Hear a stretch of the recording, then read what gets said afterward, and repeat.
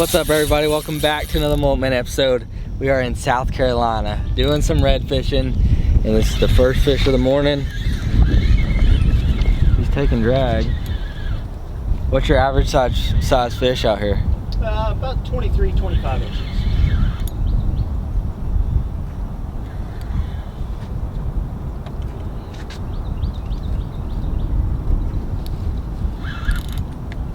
That's a shark. No way. We got a shark. I was gonna say that's gonna be a big redfish. The way he's fighting. Yeah.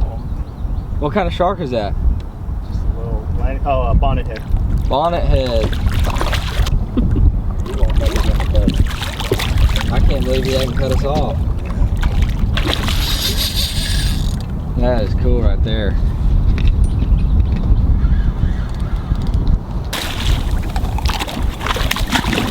We got some gnarly teeth. Yeah, you got some teeth. So slicey and dicey right there. Hand in their own spot on it. Alright guys, this is the first fish of the day. Little bonnet head shark. We're gonna do a little catch and release. Hopefully we can get a redfish next. Good thing it didn't get cut. I just felt that oyster reef. Alright guys, hooked up again. I think this one is a red. Oh yeah, good red. I didn't. Nice redfish. First South Carolina redfish.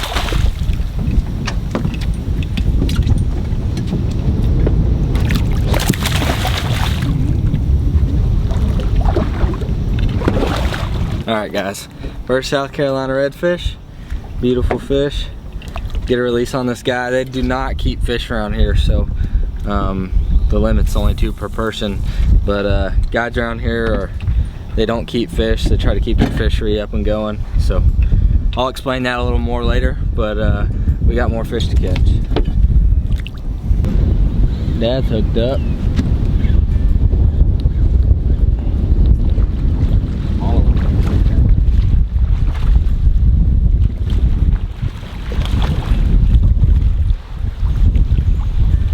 Is that a drum or a pants red? A little redfish.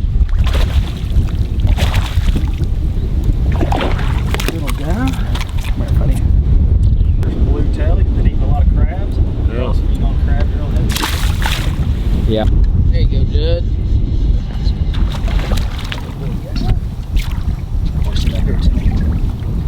Try it.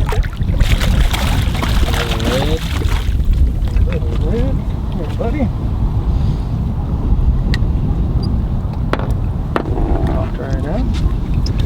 So all we're doing right now is basically catfishing. Got a little circle hook with some cut bait and a little sinker, throwing it on this weed line. Tide's going out, so all these fish are coming out of these little creeks and pools back in the marsh, and we're catching them coming out. But here in a little bit we're gonna go see if we can't sight fish with the artificials, and that's when the real fun starts. So hopefully we can hook up a few on artificials. Fish on. Let him get over that pole. Little red.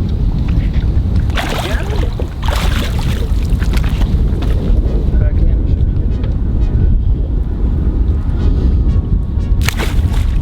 Shoo.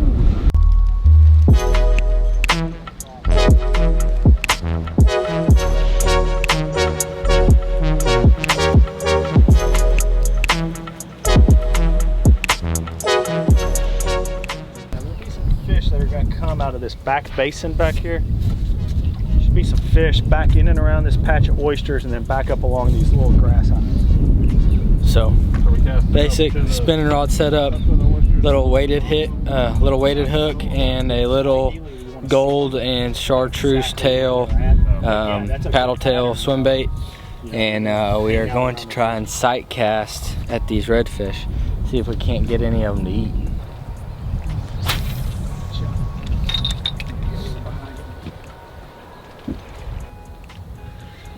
You got it? Got it.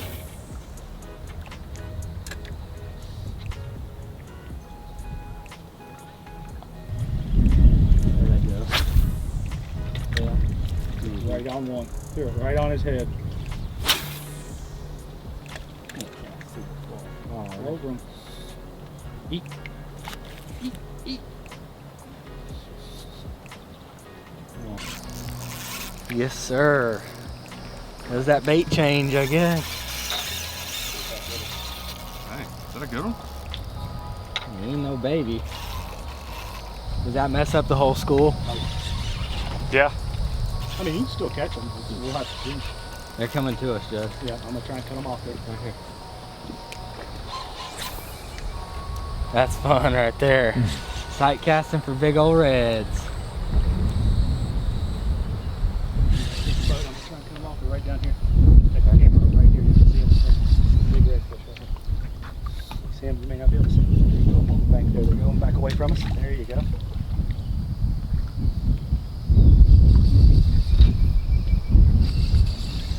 Good fish, man. Nice. Good fish. Oh, good one.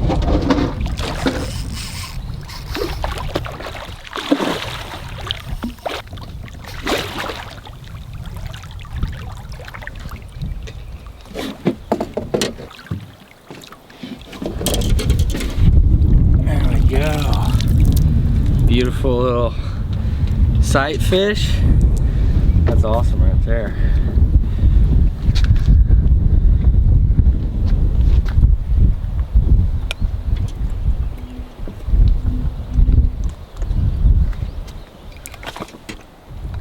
Get that old hook out. Nice release. Beautiful redfish. Let's see if we can't get another. Thanks for playing, buddy. We are done.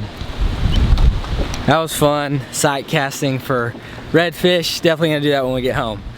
So, it's hard to explain. I should have had him explain the story to you guys, but You filmed all this. This was all underwater. yeah, this was all underwater this morning. 9-foot tide this morning. So, anyway, the reason why they don't keep fish is, what he said, I think 5 or 6 years ago, they had a hurricane that came in and wiped out all of the fish that were spawning. So basically the fish that we would be keeping were from that year's spawn.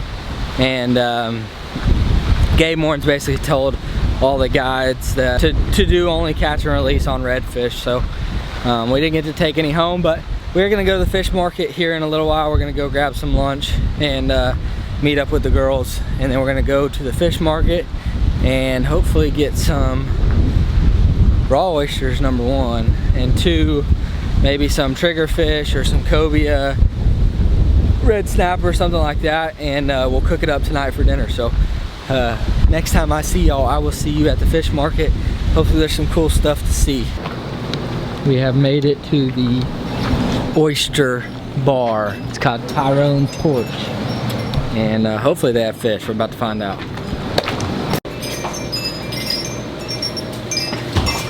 Got some seaweed salad, some scallops. We should get some scallops, huh?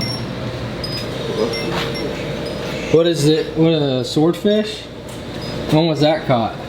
All the fish was brought in this morning. Really?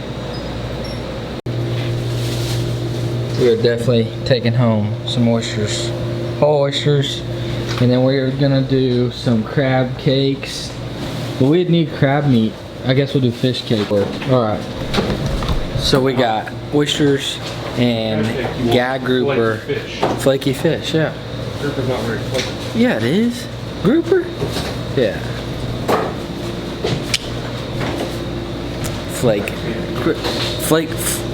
Crispy, flaky, what does he say? Flaky, crispy. So I ended up going with 2 snapper fillets for the crab, or the fish cakes, and then we got some fresh swordfish. We're gonna do fresh swordfish steaks. So we got oysters, swordfish, and red snapper. I'll see you guys at the house at dinner time.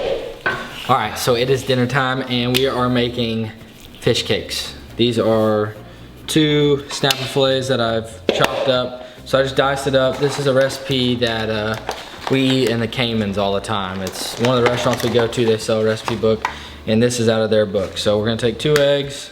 This is about a pound of fish, and it calls for 2 eggs. I'm gonna do about a tablespoon of Dijon mustard, a little little more. A cup of white wine. It doesn't matter what kind of white wine. I'm not measuring anything, so. We'll start with that, and you can always add what you need. A teaspoon or a tablespoon of minced garlic. That's enough. Tablespoon of oyster shear. That one everywhere. Just like that. And then we're gonna do a half a cup of mayonnaise.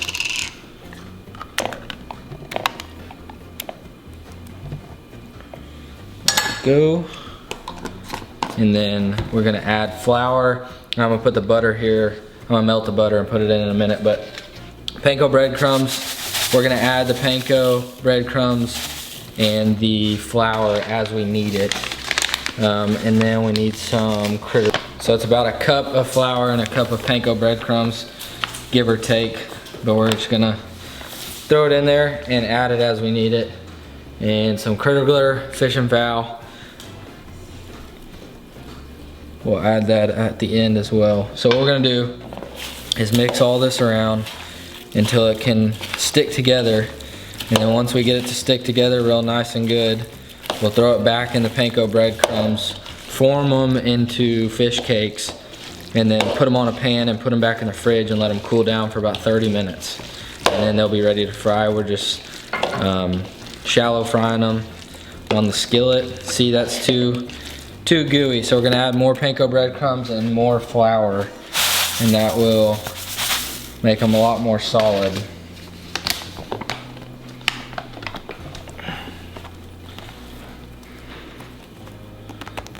Try that.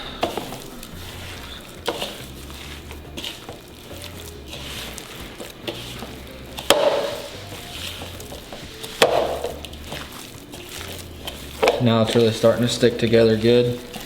You just want it to where it's not gonna fall apart whenever you start to fry it, because then it won't be fish patties. It'll just turn into a big sloppy mess. So now we got a good consistency where it will turn into some cakes, and we're gonna roll it into a ball just like that, and then flatten it out just like that. And then, well, I need some more panko breadcrumbs over here. We're gonna coat the outside in breadcrumbs, and that'll give it that nice crispy outside. And that is a fish patty. And we'll dust them with some critter glitter before we throw them in the oven, but I'm going to finish making these up, put them in the fridge, and then I'm gonna show you how to shuck an oyster, and then we're gonna start cooking. All right, so we got 2 dozen raw oysters on the full shell, and we're gonna make them in the half shell. I'm no expert at shucking oysters, but basically what I do, take this oyster shucking knife, I go in from the back and kind of go in there, break it up, and pop it, and then you go around like that and break it in half just like that. I'm just kidding, you don't do that. There's supposed to be a whole oyster on one side, but we'll throw that in there, throw it on some ice, and repeat that process. My family loves raw oysters, so we're probably gonna eat all these tonight, but I need to get a little bit better at this and hope I don't slice my hand. I gotta like pick around for the ones that are easy to do. I thought this was cooler than just buying a bucket of raw oysters, so this is what we did. So the problem I have, y'all leave in the comments, because I know I'm doing it wrong, but I don't know which side is, like some of them you don't know which side it's supposed to lay in, so I'm just kind of sticking the knife in there and props to the guys that can do this with their eyes closed, because I can't.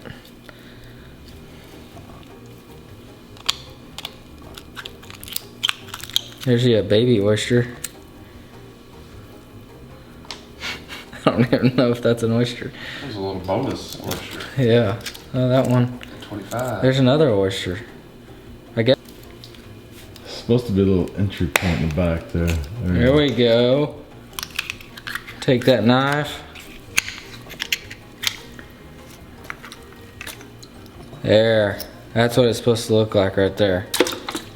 That's a good old... That's a good oyster right there. Throw him on ice. Alright, I'll see y'all whenever this plate is done, and then we'll try some oysters. So this is how we eat raw oysters. Take a cracker, pick you out a good old juicy snot rocket. That's what we call them, snot rockets. Lemon, squeeze a little lemon juice in there. We got ketchup with horseradish in there. I really need a fork. And these are actually small oysters compared to what we've been eating. I need to get a bigger one than that. That's not even considered an oyster. Put a little of that on there, down the chute. All right, let's go to big boy.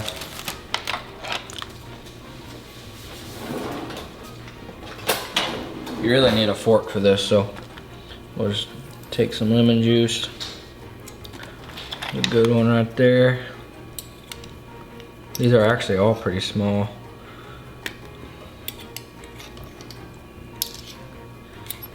Won't come off.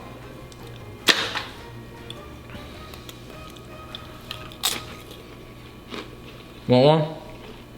Come get you one. 10 out of 10 for raw oysters. I've never shucked them before. I've never actually shucked them, like bought them like this and shucked them myself, so pretty dang good. Just like that. Little sauce. Big old loogie. No. Alright, so we'll see y'all in a little bit. This is our appetizer. The fish cakes are still cooling down, and then we'll cook those, and we got a big swordfish steak that we're gonna grill. So we got a good dinner coming. Yeah, he ate a bunch. So Judd's over there cleaning the rest of the oysters, and I'm dropping these in the grease. All you wanna do is get them crispy on both sides. Don't overheat, don't get your oil too hot, because panko breadcrumbs burn really easy and you'll think they're done and they're really not done. So low and slow, just make sure it's bubbling good.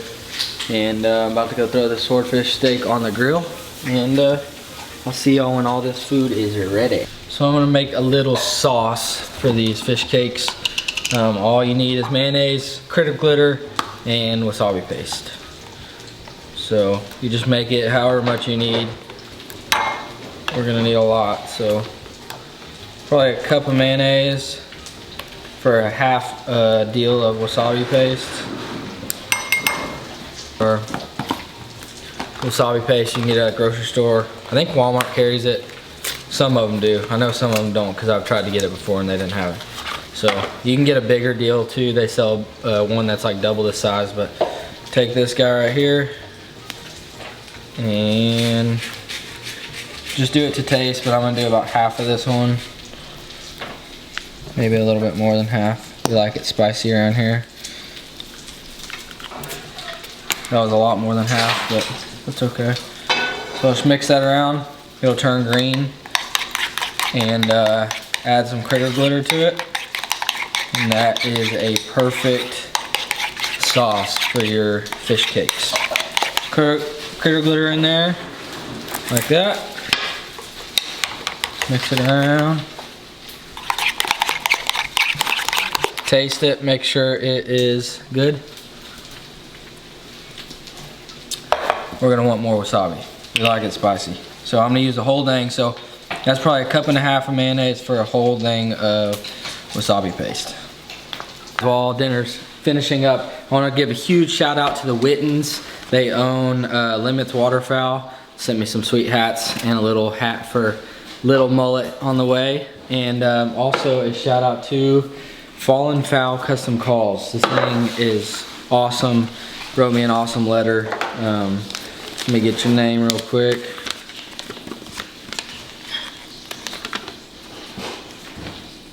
From Josh Hinton. You gotta check this call out. So he made me a blue call since we're having a little boy. And it's got my logo on it. and then you take the bottom half out. It's a boy, Mullet Man Jr. That is awesome. So can't thank you enough. I'll definitely use this duck season and put it to good use. So huge shout out to you guys. Thank you so much. Y'all don't have to do that. Let's go eat dinner. Alright, it's dinner time. Somebody take a bite of one of them fish cakes. Y'all don't all reach for it. Alright, I'll do it. I'm gonna break one in half. Good. Ooh, little fish cake, little wasabi sauce. You were coughing earlier because that wasabi sauce was too hot for you. It's hot. That wasabi sauce is hot. Clear your nose up. How's the fish cake? Cakes are good. 1 out of 10? Compared to Calypso and Grand Cayman, I would say it's maybe a 7. Okay. Let's see what they taste like. Get a little bite. Get a little wasabi sauce. That's a lot of wasabi. Try it. Nose burning? Mine's not. I give that. I burnt the first couple and they weren't near as good as this one. I give that like an 8.5. So not bad, but the restaurant that actually came up with the recipe is way better. So we're gonna sit down, eat some dinner. Thank you all for watching. Make sure you hit that subscribe button, hit the thumbs up, and remember, eat good.